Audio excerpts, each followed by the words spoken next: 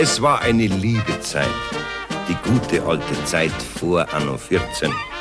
In Bayern gleich gar. Damals hat noch seine königliche Hoheit der Herr Prinzregent regiert. Ein kunstsinniger Monarch. Denn der König war schwermütig. Das Bier war noch dunkel und die Menschen waren typisch. Die Burschen schneidig, die Dirndl sittsam und die Honoratioren ein bisschen vornehm und ein bisschen leger.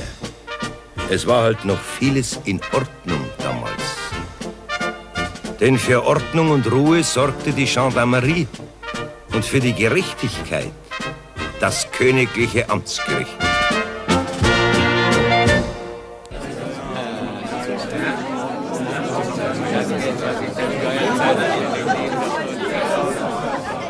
Ein aufregender Fall heute, gerade für die kleine Stadt. Turbulent und hochkriminalistisch.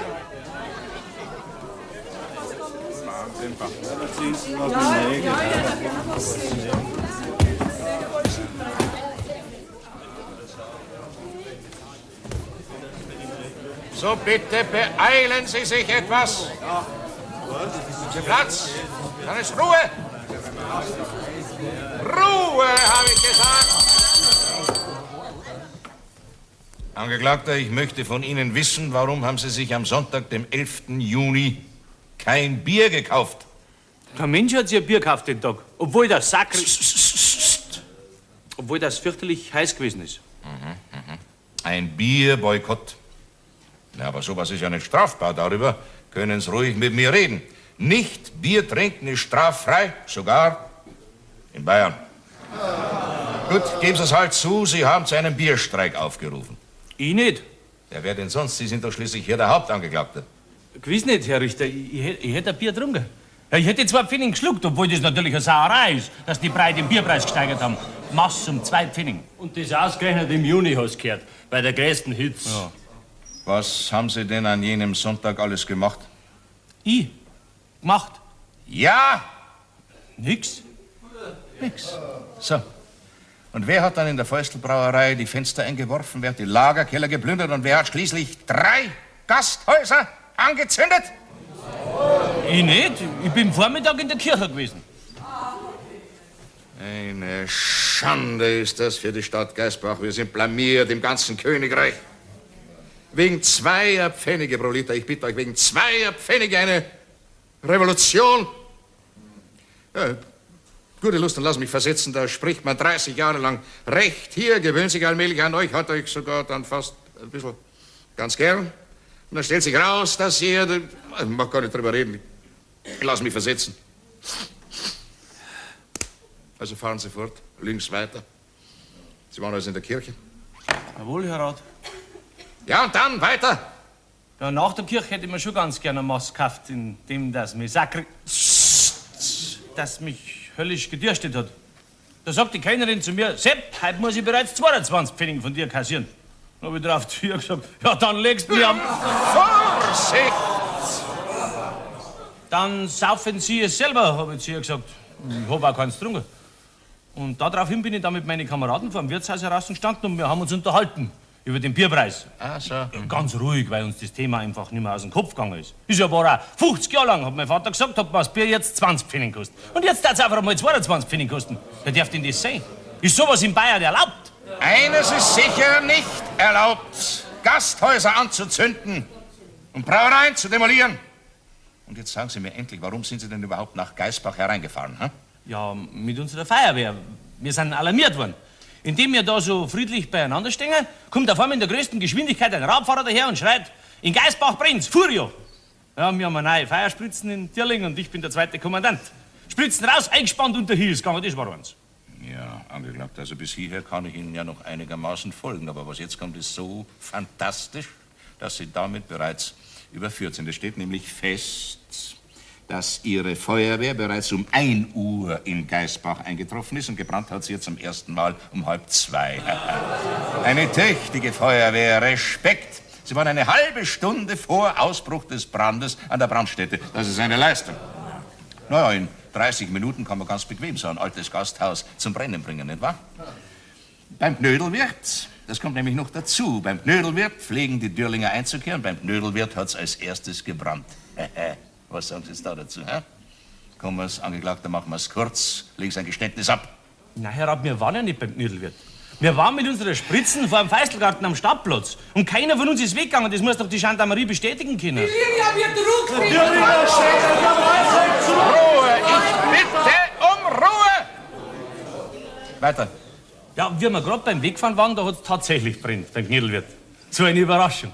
Wir also umdreht und runter zum Knödelwirt, durch die ganze Stadt durch, die Schleiche im Bach rein und gespritzt haben wir. Ich sag Ihnen, das Feuer ist gar nicht richtig zum Brennen gekommen, Herr Richter. Ja, und dann hat's Freibier gegeben, nicht? War nach altem Brauch für die wackere Feuerwehr. Hä?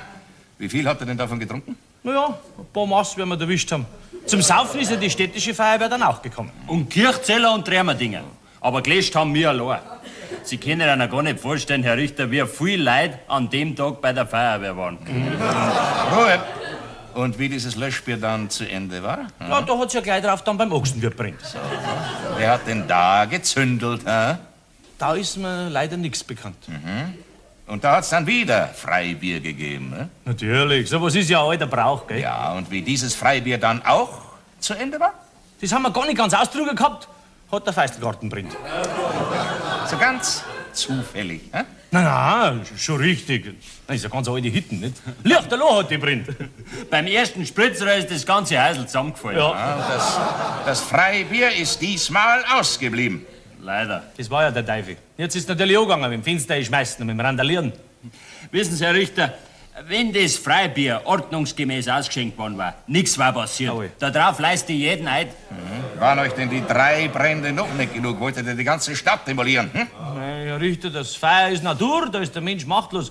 Da hilft nur eins und das ist die Feuerwehr. Und im Löschen, Herr Rat, das haben wir Dirlinger Erstklassik. Warum sind Sie denn nicht wenigstens jetzt heimgefahren? Die Feuer waren gelöscht, nicht wahr? Freibier hat's auch keins mehr gegeben. Nein, es hätte ja eventuell nur mal brennen können. Wir haben uns jedenfalls in Bereitschaft gehalten. Also, aus der Bereitstellung heraus habt ihr dann bei der Fäustelbrauerei die Fenster eingeworfen und die Lagerkeller gestürmt, ne? Wir nicht. Links doch nicht gar so dumm daher. Man hat sie nämlich gesehen, Sie und Ihre wackeren Saufkumpane. Der Staatsanwalt hat einen ganzen Haufen von Zeugen benannt. Die sitzen da draußen und warten nur drauf, gegen euch aussagen zu dürfen. Jetzt sagen Sie uns halt endlich die Wahrheit und hören Sie mit Ihren dummen Lügen auf. Ich mein gar, Herr Richter, Sie glauben uns nichts. Nein. Jetzt sowas. Na, sperrt's die Kerle doch mal rein. Ruhe! Ruhe, wie oft soll ich noch sagen? Ruhe! So, ich stelle Ihnen jetzt die letzte entscheidende Frage. Wie erklären Sie sich die Tatsache, dass Sie gegen Mitternacht in dem geplünderten Lagerkeller sinnlos betrunken, das heißt also im Totalrausch, in einer großen Bierlache liegend, von unserer Gendarmerie verhaftet worden sind? Sie und Ihre wackeren Kameraden. Hm? Man hat Sie auf Tragbaren ins Gefängnis bringen müssen. Also, Herr Richter, daran kann ich mich nicht mehr erinnern. Ja, das glaube ich Ihnen und Ihre Herren Mitangeklagten wohl auch nicht, was? Herr Richter, wir von der Dirlinger Feuerwehr waren ja die Einzigen, die überhaupt noch auf Ruhe und Ordnung geschaut haben. Ja, das ist schon eine Unverschämtheit, für wie dumm ihr das Gericht haltet. Nein, Herr Rat, Sie müssen mich bloß richtig verstehen. Wir haben den guten Willen gehabt, aber freilich, eine geschulte Feuerwehr sind wir natürlich nicht. Also, seid doch gescheit Leute, haben wir gesagt. Wie ist das Fenster eingeschmissen haben. Gibt's doch eine Ruhe. Ihr macht euch doch bloß strafmäßig, haben wir zu einer gesagt. Und das Bier wird ja durchs Fenster einschmeißen, auch nicht billiger. Aber die Geisbacher Bürger und die Kircherzeller haben keine Ruhe nicht gegeben. Mit leeren Bierfasseln haben sie geworfen und mit Deichseln haben sie die Türen gerammt. Die da, nicht mir. Das ist ja unverschämt. Bitte um Ruhe! Wie sind Sie denn überhaupt in den abgeschlossenen Lagerkeller hineingekommen, in dem der Herr Kommandant Sie dann gegen Mitternacht festgenommen hat? Ja, man hat zuerst einmal gemeint, das brennt wieder. Weil so viele Leute in die Brauerei rein sind, nicht? Das hätte ja auch leicht sein können. 3-mal hat es bereits brennt gehabt, nicht? Hab ich mir gedacht. Haben Sie sich gedenkt? Ja, und was haben Sie dann weiter gedacht? Ja, wie wir dann im Keller drinnen waren, da haben wir es gemerkt, dass es nicht brennt. Doch schon. Na, endlich. Sie geben also zu, den verschlossenen Lagerkeller der Fäustelbrauerei gewaltsam geöffnet und als Erste betreten zu haben. Der Keller war doch verschlossen, nicht? Na, halt auf, Herr Richter. Nicht schreiben, Herr Schreiber. Nix. Wie wir in den Keller hineingekommen sind, waren ja die Geisbacher schon drin.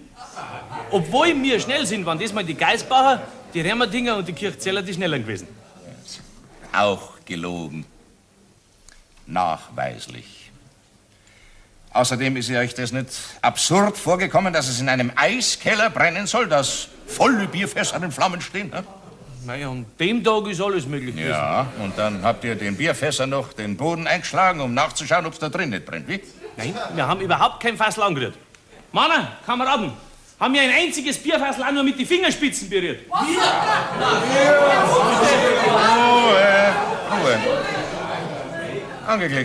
Angeklagter, allmählich habe ich satt, mich von Ihnen so unverschämt anlegen zu lassen. Eins interessiert mich noch. Wie erklären Sie sich denn eigentlich Ihren fürchterlichen Rausch? Haben Sie denn da im Keller auch noch brav weiter Bier getrunken? Hm? Natürlich haben wir eins getrunken. Sehr viel sogar. Es war gar nicht anders möglich, weil ja der ganze Keller voller Bier gewesen ist. Nie tief sind wir in dem Bier drinnen gestanden. Und mit unseren Helme haben wir dann geschöpft. Und die Leute, Herr Richter, mit den Eimer sind's gekommen und alt und jung und haben gesoffen. Fürchterlich gesoffen. Ja, und dann habe ich doch einen Einfall gehabt, weil wenn die Not am größten ist, sagt unser Hochwirt immer, ist Gottes Hilfe am nächsten. Das Bier muss weg. Das war mein rettender Gedanke. Weil, wenn die Bürger noch alle blau werden, dann zünden die in einem Rausch noch die ganze Stadt an. Genauso habe ich mir gedacht, gell? Und dann habe ich meinen Kameraden den Befehl gegeben, schöpfen. Sie werden lachen, Herr Richter, jeder hat bei dem Einsatz sein Letztes hergegeben. Mindestens 20 Maß hat jeder von uns vernichtet. Sehen Sie, und wegen dieser Tat stehen wir heute da. Ist das eine Gerechtigkeit? Was erwarten Sie jetzt eigentlich von mir? Hm? Jedenfalls ist das die frechste, unverschämteste, geschmackloseste, dümmste und zugleich raffinierteste Verteidigungsrede, die ich seit langem gehört habe.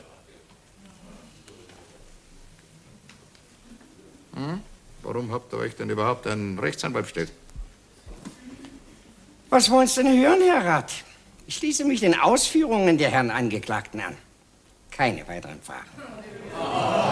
Meine Hochachtung, Herr Rechtsanwalt.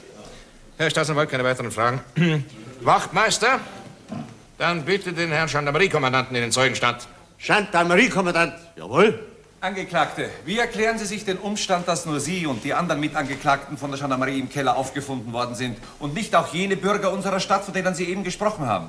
Mei, wie die Polizei gegen Mitternacht wieder aufgetreten ist, da haben die Angehörigen ihre betrunkenen Freunde bereits aus dem Keller entfernt gehabt. Und uns haben's liegen lassen. Jawohl. Und wer hat die anderen auswärtigen Feuerwehrleute in Sicherheit gebracht? Die haben alle Helfer gefunden. Halber Kirchezell ist ja mit Geisbach verwandt. Danke, das war's. Herr Gendarmeriekommandant. Ja, ich danke. Setzen Sie sich, Angeklagte.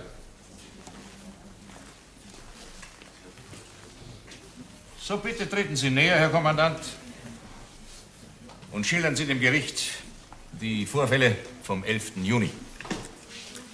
Hohes Gericht. Am 11. Juni dieses Jahres in Geisbach war Antoniusmarkt. Sind viele Auswärtige in die Stadt gekommen. Um 1:30 ist dann beim Knödelwirt ein Feuer ausgebrochen. Das kann vorkommen, da es an diesem Tag eine Mordshitze gehabt hat und in besagter Gaststätte vielleicht ein Kamin kaputt gewesen sein mag. Ja, ist gut. Jetzt ist die Feuerwehr ausgerückt. Sonderbarerweise waren die Thürlinger zuerst da, obwohl sie am weitesten weg sind. Ich habe sie daraufhin am Brandplatz angesprochen und sie haben mir geantwortet, dass sie in Thürling eine besonders gute Nase haben und jeden Brand von vorher schon schmecken. Durch das konnte das Feuer sofort gelöscht werden, noch ehe die anderen Wehren angerückt sind. So. Weshalb es dann auch beim Löschbier unter den Feuerwehren zu Streitereien gekommen ist, die wir aber sofort geschlichtet haben, indem dass die Thürlinger doch das meiste gesoffen haben. Um 3:30 hat es dann beim Ochsenwirt gebrannt. Das war aber weiter nicht mehr schlimm, da ja jetzt 7 Feuerwehren im Ort anwesend waren. Ja, das ist ja nur alles gar nicht so wichtig, Herr Kommandant. Bitte zur Sache. Haben Sie die Angeklagten bei strafbaren Taten ertappt und haben Sie sie erkannt, beziehungsweise kennen Sie sie? Jawohl, der Hauptangeklagte Sepp Geiger ist mir persönlich bekannt von einem Raufhandel her beim Feuerwehrball in Kirchenzell vergangenen Jahres, wo auch die Thürlinger zu Gaste gewesen sind. So.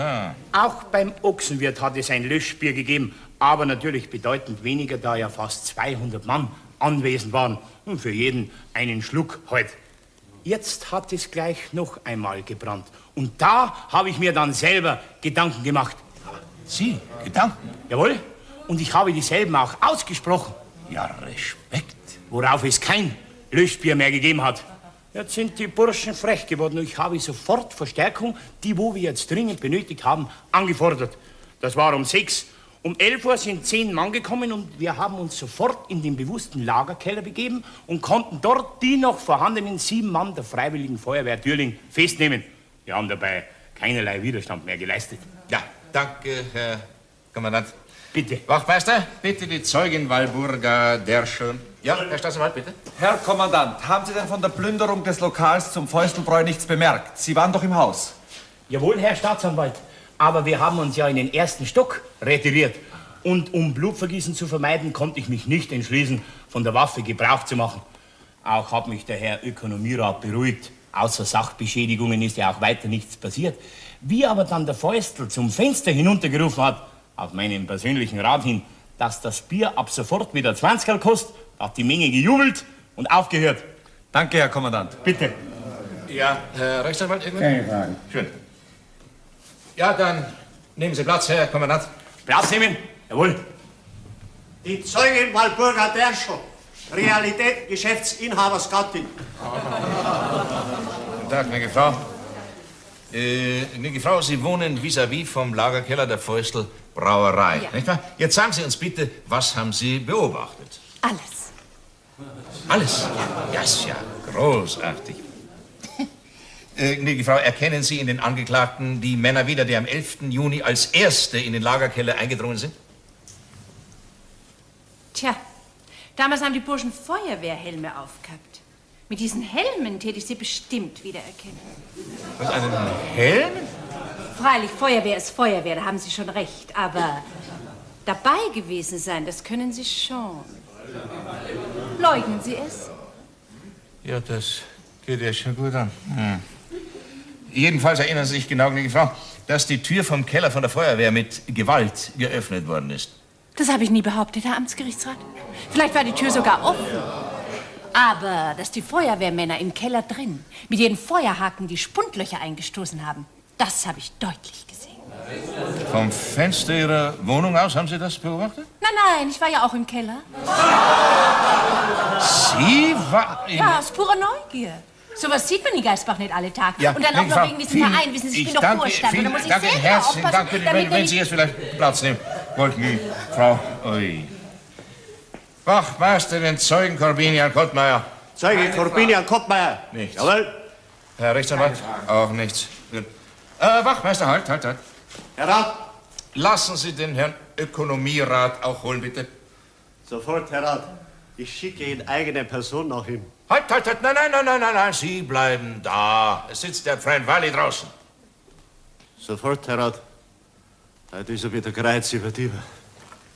Herrschaftszeiten, halt da, ist wieder lang. Furchtbar. Freundin Walli, Ja, Herr Wachtmeister. bringen Herrn Brauereibesitzer zur Stelle, aber geschwind. Dali, Walli. Ist schon recht, Herr Wachtmeister. Adieu. 12 Mark muss mindestens kosten jetzt die Gersten. Der Zeuge Corbinian Kottmeier. Dali. Ja, ich bin ja schon da. Mit einem Zeugengeld beim Gericht ist ja das Gleiche. Ein ganzer Tag beim Teufel und dann kriegst du 1 Mark. Ihnen wird's gelangen. Marsch. Wir haben schon.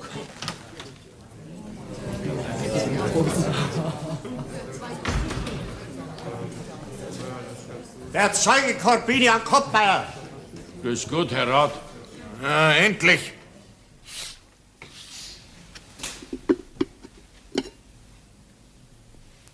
Dankeschön. Da vergeht ja mal der Appetit. Der ganze Saal ist gesteckt voll. Und die Stimmung ist auch gar nicht gut. Wenn Sie jetzt auch noch zu spät kommen, Herr, ja, nachher denken die Leute noch schlechter über uns. Ist doch mir wurscht, was die Leute denken. Ich hab den Bierpreis nicht gemacht. Kommen Sie, Herr Ökonomierat. Der Herr Oberamtsrichter raucht halt keinen Gurden. Also ja Brotzeit machen. Und der paar Mal hat er schon recht laut geschrien. Dafür wird er zahlt. Und überhaupt ist er gar nicht so unschuldig, wie er sich hinstellt. Er nicht und der Staatsanwalt auch nicht. So, Und jetzt packen wir's, gell? Nur langsam, Walli. Ich verzichte aufs Zeigengeld. Da können die Herren auch warten, bis ich zeig. Na, Dirndl, druck dich nicht so zu mir, du. Ja? Mein Gott, Herr, Sie kommen ja sauber zu spät. Na, Herr Zeuge, wie steht's mit dem Leumund der Angeklagten? Unsere Burschen, das sind die allerbravsten und die allerbesten im ganzen Bezirksamt. Und ganz besonders der Sepp. Herr Zeuge, sind die Angeklagten schon einmal in eine Rauferei verwickelt gewesen? Wer? Die und Kraft, Herr Staatsanwalt. Ja, die und gerauft. Da ist mir nichts bekannt, indem das bei uns überhaupt nicht Kraft wird. Seitdem, dass ich Bürgermeister bin, überhaupt nicht. Und wenn, dann hexen Sie mal ein ganz kleines bisschen und selten. Dankeschön. Setzen Sie sich, Kuttmeier. Das Gericht verzichtet auf Ihre Vereidigung. So. Keine weiteren Fragen. Der Zeuge Herr Josef Feustl. Bitte, Herr Ökonomierat. Grüß Gott, miteinander. Habe ich die Ehre? Herr Ökonomierat, grüß Gott. Eine Frage, Herr Ökonomierat. Wie beurteilen Sie den 11. Juni? Insbesondere, was wissen Sie von den Angeklagten? Meine Meinung wollen Sie hören? Ja. Gut, macht man keine Affäre draus. Geschenk ist Geschenk. Herr Zeuge, das Gericht benötigt keinen Rat. Was wir von Ihnen brauchen, ist eine letzte Schilderung des Tagesablaufes aus Ihrer Sicht. Sie sind ja schließlich der Geschädigte gewesen. Was heißt da Schaden? Na ja, also bitte, wenn Sie meinen. Die Stimmung war schon in der Früh keine gute. Der Himmel blau, kein Weckerl, ein heißer Sonntag, Markttag, viele Menschen. An so einem Tag haben wir normalerweise bis 11 Uhr Mittag meine 28 Wirte in Geisbach allein 19 bis 20 Hektoliter ausgeschenkt. Und heuer waren es an dem Tag bis 1 Uhr 0,0. Sowas macht dann stutzig. Im Schatten 24 Grad Reaumur, wie wir Brauer sagen, das sind 30 Grad Celsius und kein Mensch im Wirtshaus. Ich hab nach der Kirche zu der Frau gesagt, Petronilla, habe ich gesagt, mir wär's lieber, wenn's regnen wird. Beim Frühschoppen kein Mensch. In den kältesten Januartagen geht was mit dem Frühschoppen bei uns. Aber an dem Tag sind nicht einmal die Honoratioren eingekehrt. Ja, Herr gegen den Ökonomierat, Bierpreis, den wo die hohe und allerhöchste Obrigkeit auftrat hat, wegen der vielen Staatsausgaben, nicht wahr? Und wegen der Gehaltsaufbesserungen der Beamten. Das steht hier überhaupt nicht. Wenn also sogar die Honoratiorenschaft protestiert, was soll man da junge Leute ins Zuchthaus sperren? Die Angeklagten sind doch alle Biertrinker. Ich bitte mir Ruhe aus. Meine Taktik war ja von Anfang an Freibier an dem Tag, dann wäre nichts passiert. Aber man hat auf mich nicht gehört. Vergessen. Für die Regierung soll es eine Warnung sein. Denn der Bierpreis hat ein Gewicht in Bayern. Den hebt keiner. Hohes Gericht. Und wenn ich die Ehre habe, dass ich seine königliche Hoheit wieder einmal treffen soll, dann sage ich es ja mal. Königliche Hoheit, sage ich, alles darf teuer werden in Bayern, nur das Bier nicht. Ja, danke, Herr Ökonomierat. Plädoyer und Urteil gegen 3 Uhr. Mittagspause, meine Herren. Ich hab schon im Nebenzimmer decken lassen. Selims. Eine liebe Zeit, trotz der Vorkommnisse. Menschlich halt. Und darum kommt es immer wieder zu diesen Szenen im königlich bayerischen Amtsgericht.